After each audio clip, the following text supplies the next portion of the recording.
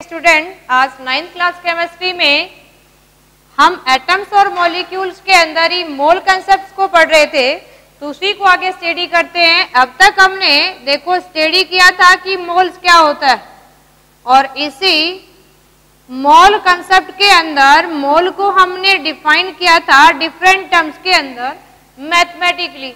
यहाँ मोल को हम इंडिकेट कर रहे हैं स्मॉल एन से, यानी स्मॉल एन क्या इंडिकेट करता है आपको, यहाँ कितने नंबर ऑफ मोल्स हैं गिवन सब्सटेंस के। और इसके लिए हमने मैथमेटिकली यहाँ फॉर्मूला निकाला था, एक रिलेशन फाइंड आउट किया था कि हम कैसे मैथमेटिकली कोरिलेट कर सकते हैं। तो नंबर ऑफ मोल निकालने के लिए हमने एक फॉर्मूला यहाँ ड्राइव किया था, फाइंड आउट किया था। अगर किसी भी सब्सटेंस के हमने मोल्स फाइंड आउट करने, चाहे हमें गिवन मास दे रखा है, वॉल्यूम दे रखा है या नंबर दे रखे हैं, तो हम इजीली फाइंड आउट कर सकते हैं। अगर हमें गिवन मास दे रखा है तो हमने फॉर्मूला फाइंड आउट किया था कि गिवन वेट जो ग्राम में दे रखा है उसको डिवाइड करेंगे हम किससे, उसी सब्सटेंस के मोलर मास से, जिसको हम ग्राम पर मोल से इंडिकेट करते हैं। तो अपने पास क्या आ जाते हैं, उस सब्सटेंस के मोल। इसी तरह से अगर आपने कैलकुलेट करना है, किसी सब्सटेंस का वॉल्यूम दे रखा है और वॉल्यूम को जनरली V से डिनोट करें, अगर आप वॉल्यूम को लीटर में ले रहे हैं तो हम उसको डिवाइड कर देते हैं उसके मोलर वॉल्यूम से, और इसको हम एक कांस्टेंट टर्म्स की फॉर्म में याद रखते हैं। अगर लीटर में है तो 22.4 लीटर, चाहे किसी सब्सटेंस का मोलर वॉल्यूम हो, अगर हम उसको 1 मोल में कंसीडर करें तो वॉल्यूम क्या रहता है, फिक्स। ये जनरली हम कब यूज करते हैं कि जब अपना जो सब्सटेंस है वो गैसेस कंडीशन में हो, तो फॉर गैसेस हम मोल्स फाइंड आउट करेंगे तो किसकी टर्म में कर सकते हैं, वॉल्यूम की टर्म में। अब अगर आपके मास गिवन है तो किसकी टर्म में गिवन होगा ये मास, किसी भी सॉलिड या लिक्विड के केस में। अगर यहाँ कई बार मास या वॉल्यूम ना देके नंबर ऑफ पार्टिकल्स गिवन है तो भी हम मोल कैलकुलेट कर सकते हैं। करना क्या है, आपने जो गिवन नंबर ऑफ मोल्स दे रखे हैं, संख्या दे रखी है, उसको एवोगैड्रोस नंबर से डिवाइड कर देना है, तो अपने पास यहाँ क्या मिल जाएंगे, नंबर ऑफ मोल्स। अब यहाँ याद रखने वाली चीज ये है, चाहे किसी सब्सटेंस के पार्टिकल्स अगर 1 मोल है तो एवोगैड्रोस पार्टिकल्स की संख्या है वो अपनी कितनी है, 6.022 10⁻23। ये वैल्यू भी एक फिक्स टर्म है, हमने याद रखनी है। यानी याद रखने वाली यहाँ 2 चीज है। एक तो हम यहाँ याद क्या रखेंगे, किसी भी गैसेस के लिए for any gases molar volume is fix, उसका मोलर वॉल्यूम कितना रहेगा, 22.4 लीटर, या इसी को आप क्या राइट कर सकते हो, मिलीलीटर में भी राइट कर सकते हो, ml में। ये मोलर वॉल्यूम का मीनिंग क्या होता है, पीछे हमने डेफिनेशन में भी राइट किया था। Molar volume means volume occupies by 1 mole of substance. 1 mole of gases के लिए कितना वॉल्यूम ऑक्यूपाई होगा, वो क्या होगा, उसका मोलर वॉल्यूम। इसी तरह से आपने याद रखना है, जैसे ये टर्म्स हमने याद रखना है, एक ये टर्म्स भी याद रखना है कि यहां हमारे पास टोटल नंबर ऑफ पार्टिकल्स, ये पार्टिकल्स चाहे एटम के हैं, चाहे ये पार्टिकल्स किसी मॉलिक्यूल के हैं, चाहे ये पार्टिकल्स किसी आयंस के हैं, चाहे इलेक्ट्रॉन के हैं, चाहे प्रोटॉन के, यानी कोई कुछ भी दे रखा है, चाहे पेन की संख्या है, चाहे किसी जानवर को कर रहे हो, किसी काउंट एनिमल्स को कर रहे हो, या किसी सब्सटेंस को, शुगर को, साल्ट को, या बिल्कुल माइन्यूट सब एटॉमिक पार्टिकल इलेक्ट्रॉन प्रोटॉन को, अगर वो particles, total number of particles किसके अंदर, इन 1 मोल, अगर 1 मोल है, वो कोई भी पार्टिकल्स हैं, चाहे एटम, मॉलिक्यूल्स, आयन, उनकी 1 मोल के अंदर टोटल पार्टिकल्स की संख्या फिक्स रहेगी और वो कितनी है, एवोगैड्रोस नंबर। और एवोगैड्रोस नंबर की वैल्यू हमने याद रखनी है, कितनी है, 6.022 10⁻23। अब ये दो फिक्स डाटा है जो हमने याद रखने हैं, और ये वैल्यू जो फिक्स हम कंसीडर कर रहे हैं, ये किस पे है, at standard temperature and pressure पे है ना। बाकी टेम्परेचर प्रेशर के साथ मोलर वॉल्यूम गैसेस का वेरी करता है, क्योंकि टेम्परेचर राइज करने से गैसेस एक्सपेंड करती हैं, और अगर प्रेशर राइज करेंगे तो गैस कंडेंस हो जाती है, कम वॉल्यूम ऑक्यूपाई करेंगे। इसलिए हम ये जो फिक्स वॉल्यूम कंसीडर कर रहे हैं वो किस पे, स्टैंडर्ड टेम्परेचर एंड प्रेशर पे गिवन कंडीशन के अंदर ही। हमने इसी से रिलेटेड जो फॉर्मूला लिख रहे हैं, एक और को रिलेट कर सकते हैं बेटा हम। अगर किसी सब्सटेंस के हमने मोल्स फाइंड आउट कर लिए, वही मोल्स क्या होंगे, जितने नंबर ऑफ मोल आएंगे उतने ही क्या हो जाएंगे, ये n ग्राम एटम, और मॉलिक्यूल है तो n ग्राम मॉलिक्यूल्स के बराबर भी हो जाएगा ये। यानी किसी के ग्राम एटम, ग्राम आयन, ग्राम मॉलिक्यूल दे रखा है तो वो उसके मोल के बराबर क्या है, उसके मोल के बराबर। अब यहाँ आपने सिर्फ ये फॉर्मूला याद रखना है। हमारे पास एक फॉर्मेट बन गया है, इस फॉर्मेट को हमने याद रखना है सभी ने। ये मोल कंसेप्ट के लिए हमने जो यहाँ राइट किया ये हम याद रखेंगे, और ये बॉक्स अगर हमें याद है, ये फ्लो चार्ट अगर हमें याद है, तो किसी तरह के न्यूमेरिकल हम सोल्व आउट कर सकते हैं। देखो कुछ हम 1 बाय 1 एग्जाम्पल लेके देखते हैं कि हमसे इसके ऊपर क्वेश्चन कैसे बनेंगे, है ना। एक तो थ्योरेटिकली क्वेश्चन बनता है, आप कहें कि मोल को डिफाइन करो, मोलर वॉल्यूम को डिफाइन करो। एक हमसे इसके ऊपर क्वेश्चन बनते हैं ना, जैसे मैथ में किसी फॉर्मूले के ऊपर वॉल्यूम निकालना, एरिया निकालना, फाइंड आउट करते हैं। ऐसे ही हमने किसी सब्सटेंस के अंदर मोल निकलवा सकते हैं। मोल दे रखा है तो वॉल्यूम पूछ सकते हैं, वॉल्यूम दे के वेट पूछ सकते हैं। तो कैसे फाइंड आउट करेंगे, देखो जैसे हमसे क्वेश्चन पूछा जाए कि फाइंड आउट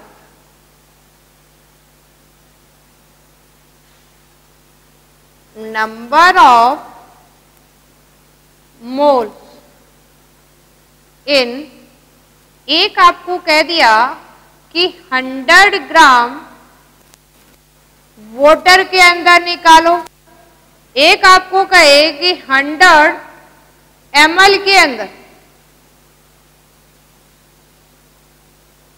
कितने, एक आपसे पूछ ले कि यहां आपको पार्टिकल्स की संख्या दे दी है और ये कहे कि आपको दे दिया 6.022 10⁻25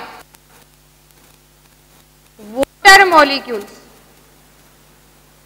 या आपको ये कह दे कि नंबर ऑफ मोल निकालो 5 ग्राम मॉलिक्यूल वाटर। अब इन चारों टर्म्स को यूज करके हमने क्या फाइंड आउट करना है, यहाँ पे number of mole find out करना है, यानी आपने n की वैल्यू निकालनी है। किसके लिए निकालनी है, हर केस में यहाँ वाटर है तो वाटर के नंबर ऑफ मोल हमने फाइंड आउट करने हैं। अब मोल के लिए फॉर्मूला अपने पास है। पहले वाली कंडीशन ऐसी है जिसमें ग्राम में वेट दे रखा है आपको, यानी ग्राम में वेट है तो मोलर मास से डिवाइड करेंगे तो मोल आ जाएगा। कैसे निकालेंगे, देखो अगर हमें यहाँ 100 ग्राम वेट दे रखा है तो कैसे निकालेंगे, यहाँ हम कि आपको 100 ग्राम वेट दे दिया है तो यहाँ हम इजीली फाइंड आउट करेंगे। देखो कैसे फाइंड आउट करेंगे, जैसे यहाँ हम गैसेस के लिए अप्लाई करते बेटा, तो यहाँ हम लिख देते हैं कि अपने पास जो 100 ml है वो किसका दे दिया, अभी कार्बन मोनोऑक्साइड गैस का दे दिया है। गैसेस वॉल्यूम को वॉल्यूम की टर्म में मेंशन करते हैं तो हम वाटर का लेते हैं। देखो भी 100 ग्राम दे रखा है, अपने मोल निकालने, तो मोल के लिए क्या फॉर्मूला था, W/m। क्या फॉर्मूला था अपने, W/m। W तो क्या है, जो गिवन वेट आपको ग्राम में दे रखा है यानी 100, और मोलर मास क्या होता है इस फॉर्मूले से निकालते हैं। वाटर का फॉर्मूला क्या होता है, H2। जैसे हमने पीछे सीखा था कि आपको जो फॉर्मूला दे रखा है उसमें हर एटम के मास को सम अप कर देंगे। 2 हाइड्रोजन है, एक का मास 1 होता है, प्लस 1 ऑक्सीजन है, एक का मास 16 है, 2 और 16 कितना हो गया अपने पास 18, यानी मोलर मास वाटर का कितना है 18। तो यहाँ m की जगह हम पुट कर देंगे और यहाँ इसको सोल आउट करेंगे तो कितना आ गया अपना 5.5। क्या आ गया, ये मोल्स आ गए। क्या आ गए अपने पास, मोल्स। ऐसे ही सेम केस में अगर हमने इसमें निकालना है कि कितने मोल्स ऑफ कार्बन मोनोऑक्साइड के, तो कैसे सोल्व करोगे, देखो यानी अब हमें गैसेस का वॉल्यूम दे रखा है, लीटर में है तो लीटर में बना लेंगे, ml में है तो ml में। अपने पास मोल्स निकालने के लिए क्या फॉर्मूला था, V/Vm, और V अगर आपका यहाँ ml में दे रखा है तो मोलर वॉल्यूम को भी ml में पुट कर देंगे, और यहाँ आपको गिवन कितना है 100 ml, और मोलर वॉल्यूम कितना होता है किसी भी गैसेस के लिए 8 STP फिक्स है, तो अपने पास 1/22 ये क्या आ गए मोल्स ऑफ कार्बन मोनोऑक्साइड। क्या आ गए, मोल्स ऑफ कार्बन मोनोऑक्साइड, यानी गिवन वॉल्यूम था आपका तो मोलर वॉल्यूम, लीटर की जगह ml दे रखा था तो हम ml वाला पुट कर देते हैं, जो लीटर था इसका क्या बना लिया हमने ml। 1 लीटर में कितने होते हैं 1000 ml, तो ये अपना 22.4 या 22.4 से कितना बन गया है 22,400 ml। तो आपने गिवन वॉल्यूम जो ml में दे रखा था उसको मोलर वॉल्यूम ml से डिवाइड कर दिया तो अपने पास मोल्स कितने आ गए 1/224। अब हम देखो इसको सोल्व आउट करते हैं। ये हमने ऐसा न्यूमेरिकल लिया है जिसमें पार्टिकल्स की संख्या दे रखी है, तो संख्या को संख्या से डिवाइड करेंगे, वॉल्यूम को वॉल्यूम से डिवाइड करेंगे, और मास दे रखा है तो मास यानी ग्राम को ग्राम से, ना मैथ में भी तुम यही करते हैं, 1 यूनिट से डिवाइड मल्टीप्लाई कर सकते हैं। यहां आपने गिवन नंबर दे रखे और आपने n की वैल्यू निकालनी है। मोल्स निकालने के लिए क्या है, गिवन नंबर को अवोगाड्रो नंबर से डिवाइड करना है। अब अपने पास यहाँ गिवन नंबर कितने हैं, देखो 6.022 10⁻25, और हमें पता है एवोगाड्रोज की वैल्यू कितनी है 6.022 10⁻23। अब ये तो कैंसिल हो गया अभी, और अगर देखो 10⁻25 और ये 3 है तो 3 को इधर माइनस करेंगे तो अपने पास क्या बच गया 10⁻2, यानी 100 मोल्स आ गए अपने पास किसके, वाटर के, या लिखे 10⁻2 मोल्स आ गए। एक क्वेश्चन हमें दिया है n ग्राम एटम्स के अंदर, n का मतलब जो भी वैल्यू दे रखी हो, यहां जैसे दे रखा है 5 ग्राम, तो हमने यहां सोल आउट किया था। देखो अब ग्राम मॉलिक्यूल्स वाले को कैसे सोल आउट करें, जैसे हमें पता है कि किसी सब्सटेंस के मोल्स उसके ग्राम एटम्स के बराबर होंगे, या अगर मॉलिक्यूल्स है तो ग्राम मॉलिक्यूल्स के बराबर होंगे। अब हमें ये किसी मॉलिक्यूल्स की बात कर रहा है, वाटर कंपाउंड है तो मॉलिक्यूल होगा, इसका मतलब अगर अपने पास 5 ग्राम मॉलिक्यूल ऑफ वाटर है, इसका मतलब क्या है अपने पास 5 मोल्स। कितने हैं 5 मोल्स। जितने ग्राम एटम ग्राम मॉलिक्यूल होंगे वो 1 मोल के बराबर होता है, तो जितने मोल होंगे उतना ही क्या होगा ग्राम एटम या ग्राम मॉलिक्यूल्स। तो इन फॉर्मूले को कोरिलेट करके हमने अच्छे से याद रखना है। कोई भी फॉर्मूला यूज करके हम डिफरेंट टर्म्स निकाल सकते हैं। एक याद रखना है कि कई बार हमें दे दे तो ग्राम एटम और पूछ ले नंबर, पूछ ले वेट, हमसे पूछ ले वॉल्यूम, तो अगर ये इसके बराबर है तो हम इसको भी इक्वल पुट कर सकते हैं। देखो ऐसे न्यूमेरिकल करते हैं तो डायरेक्ट हमने एक सोल्व आउट कर लिया। एक टाइप्स और ले लेते हैं जिसमें हमने क्या करना है, एक टर्म से दूसरा निकालना है। यहां तो हम सारे क्वेश्चन में क्या किया कि अगर वॉल्यूम दे रखा है तो मोल निकाल सकते हैं, ग्राम एटम मॉलिक्यूल दे रखे हैं तो मोल निकाल सकते हैं, वेट से मोल निकाल सकते हैं, नंबर से मोल निकाल सकते हैं। अब ऐसे भी हो सकता है नंबर से वेट पूछ ले, तो ये लगा लो कि एक रास्ता है और इस चौराहे से होके गुजरना है हमने, ये आपका सेंटर है, यहां जाना है तो भी हम यहां जा सकते हैं क्योंकि ये इसके इक्वल है और ये इसके इक्वल है, और ये इसके इक्वल है तो दोनों को भी क्या पुट कर सकते हैं हम, इक्वल। अगर ये इसके इक्वल है और ये भी इसके, तो ये दोनों भी इक्वल है, तो हम इन चारों को भी आपस में इक्वल पुट कर सकते हैं। जो भी डाटा निकालना हो उसको सोल्व आउट कर सकते हैं। यानी अगर किसी सब्सटेंस के लिए हमसे क्वेश्चन ये पूछ लिया जाए, ये अगर किसी सब्सटेंस के लिए राइट करें हम, n की वैल्यू हम ऐसे भी निकाल सकते हैं। देखो हम n की वैल्यू एवोगैड्रोस नंबर से भी निकाल सकते हैं, और कोई गैसेस है तो हम उसको इस फॉर्म में भी निकाल सकते हैं अगर ये लीटर में दे रखा है तो, और इसी को हम किससे निकाल सकते हैं, उसी के ग्राम एटम या ग्राम मॉलिक्यूल से। ये अपने पास एक रिलेशन बन गया। अगर आपस में एक दूसरे का रिलेशन है तो सबको हमने कोरिलेट कर दिया है। अब जिसको भी फाइंड आउट करना हो एक गिवन डाटा से तो इक्वल पुट कर देंगे। जैसे क्वेश्चन आपसे ये पूछ लिया जाए कि find out number of water molecules in 90 gram water में कितने इसकी संख्या होंगे, वाटर के मॉलिक्यूल कितने, ये फाइंड आउट करना है। यानी यहाँ number of water molecule capital N की वैल्यू निकालनी है। दे क्या रखा है हमें, वेट ऑफ वाटर दे रखा है। अब दोनों को कोरिलेट कैसे कर सकते हैं, यानी आपको वेट गिवन है, N की वैल्यू निकालनी है। ये चीज हमारे पास फिक्स है तो ये आ जाएगी। इससे कोरिलेट किसको कर सकते हैं हम, नंबर को कर सकते हैं। तो देखो कैसे करें, या तो आप डायरेक्ट पुट कर ले इनको, यानी हमारे पास नंबर ऑफ मोल के लिए given weight upon molar weight, number of particles upon Avogadro's. अब हमें ये वैल्यू गिवन है और ये कैलकुलेट करनी है, तो ये वैल्यू से हम कोरिलेट इतना फॉर्मूला यूज करके भी कर सकते हैं। कैसे करेंगे, देखो गिवन वेट आपको 90 ग्राम है, मोलर मास ऑफ वाटर इस फॉर्मूले से निकालते हैं, बहुत बार निकाल लिया अपना, कितना है 18 ग्राम पर मोल। तो यहाँ 18 m की वैल्यू पुट कर दी, n की वैल्यू हमें निकालनी है। एवोगैड्रोस नंबर हर 1 मोल के लिए फिक्स है, तो ये वैल्यू यहाँ पुट कर देते हैं 6.022 10 दी पावर 23। अब रीअरेंज करके n की वैल्यू निकाल लेते हैं, क्या आ जाएगा 90 into 6.022 10 the power 23 divide by 18।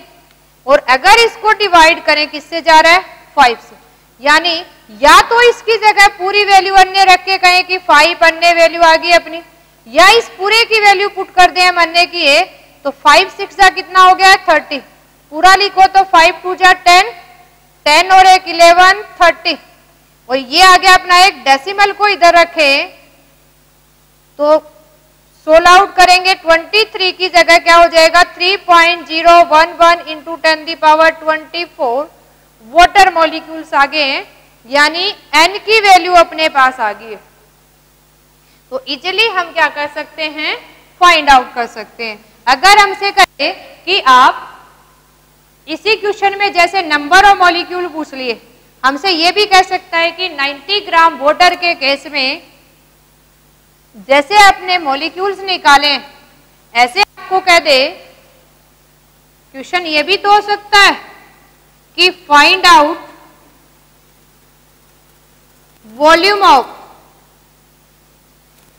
88 gram of carbon dioxide gas.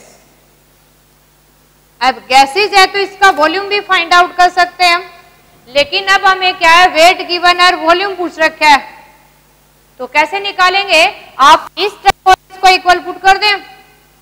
कैसे पुट करेंगे, यानी हमने वॉल्यूम फाइंड आउट करना है, V अपॉन मोलर वॉल्यूम अपने पास रिलेशन था, अगर लीटर में गिवन है, ये मोलर वॉल्यूम, वेट आपको गिवन है, मोलर मास हम पुट कर सकते हैं।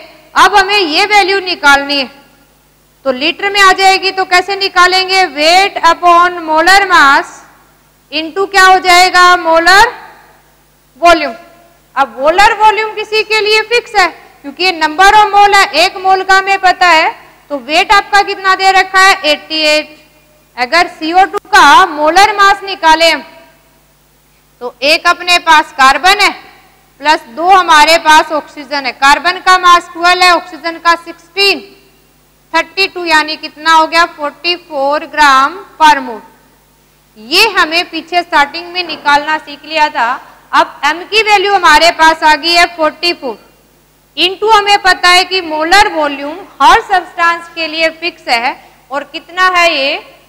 22.4 लीटर। और इसी को सोल्व आउट करेंगे तो अपने पास यहाँ कितना वॉल्यूम आ जाएगा? 2 से मल्टीप्लाई करके लिखें 44.8 लीटर, यानी 88 ग्राम CO2 का वॉल्यूम कितना होगा? 44.8 लीटर। तो इस तरह से गिवन एक डाटा से नेक्स्ट डाटा को हम कैलकुलेट कर सकते हैं। एक ग्राम एटम्स का और ले लेते हैं एग्जांपल। देखो, आपने सिर्फ इस फ्लो चार्ट को याद रखना है और एक टर्म से नेक्स्ट टर्म हम इजीली कैलकुलेट कर सकते हैं। आपसे कहे कि find out mass of 5 gram molecule of NaOH। अब आपने देखना है कि आपको 5 ग्राम मॉलिक्यूल दे रखे हैं, किसके? NaOH के। तो सबसे पहले हमने ध्यान रखना है कि किसी भी सब्सटेंस का ग्राम मॉलिक्यूल्स है वो किसके बराबर है? उसके मोल्स के बराबर है, कि उसमें कितने मोल्स होंगे जितने ग्राम मॉलिक्यूल्स हैं। अब हमारे पास यहाँ 5 ग्राम मॉलिक्यूल्स हैं, तो आपके पास कितने होंगे? 5 मोल्स होंगे जिस भी सब्सटेंस के दे रखे हैं। अब हमने याद रखना है कि किसी सब्सटेंस के 1 मोल्स का मास कितना है? उसका मोलर मास। और मोलर मास किससे निकालते हैं? फॉर्मूले से।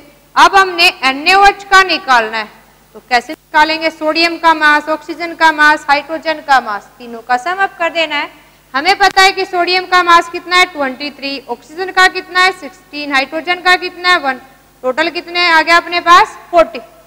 यहाँ अगर हम 1 मोल का मास पता है, 5 का निकालना है, तो 5 ग्राम मॉलिक्यूल किसके बराबर हो गया? 5 × 40, यानी अपने पास कितना आ गया? 200 ग्राम।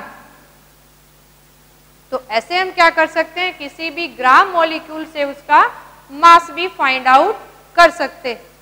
तो ये डिफरेंट डाटा को यूज करके एक दूसरे को कोरिलेट करके हम क्या कर सकते हैं? गिवन डाटा को सोल्व आउट कर सकते हैं। ओके स्टूडेंट, आज के लिए इतना ही। नेक्स्ट स्टडी करेंगे नेक्स्ट वीडियो में। Thank you.